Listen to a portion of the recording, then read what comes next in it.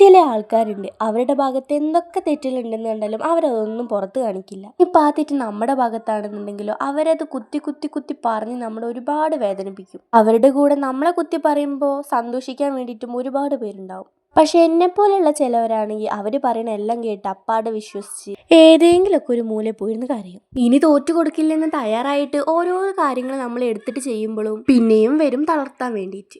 ഇനി തളരില്ലെന്ന് ഉറപ്പ് വിചാരിച്ചാലും അവരുടെ ചില വാക്കുകൾ നമ്മളെ അത്രയും വേദനിപ്പിക്കും. പക്ഷെ എത്രക്ക് മുന്നേറാമെന്ന് വിചാരിച്ചാലും അവരാണെങ്കിൽ നമ്മളെ മുന്നേറാൻ വേണ്ടി സമ്മതിക്കത്തുമില്ല, നമ്മളാണെങ്കിൽ അതിന് ശ്രമിക്കത്തുമില്ല.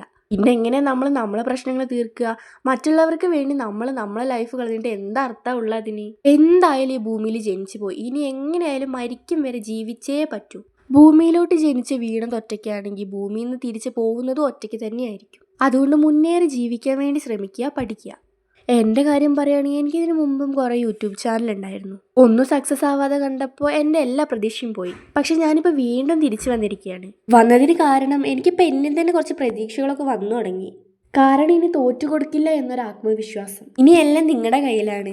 എൻ്റെ ചാനൽ ഇഷ്ടപ്പെട്ടിട്ടുണ്ടെങ്കിൽ എൻ്റെ കൂടെ കൂടാൻ മറക്കരുത്. ഒരുപാട് സങ്കടങ്ങളിൽ നിന്ന് മുന്നേറി വന്നവരായിരിക്കും എന്നെപ്പോലെയുള്ള പലവരും.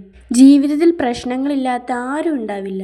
എല്ലാവർക്കും അവരവരതായിട്ടുള്ള ഒരുപാട് പ്രശ്നങ്ങൾ ഈ ഭൂമിയിലുണ്ട്. നമ്മൾ ഓരോരുത്തരും ഈ ഭൂമിയിൽ ജനിക്കുമ്പോൾ നമ്മുടെ കൂടെ ഒരുപാട് പ്രശ്നങ്ങളും ജനിക്കുന്നുണ്ട്. ഒന്നോർക്കുക, നമ്മുടെ ആത്മാവിന് താങ്ങാൻ പറ്റുന്ന വേദനകൾ മാത്രമാണ് നമുക്ക് ദൈവം തരുന്നത്. ഇനി നിങ്ങൾക്ക് ഒരുപാട് വേദനകൾ താങ്ങേണ്ടി വരുന്നു, നിങ്ങൾ മറ്റുള്ളവരെക്കാൾ ശക്തി ആർജിച്ച ആത്മാവാണ്.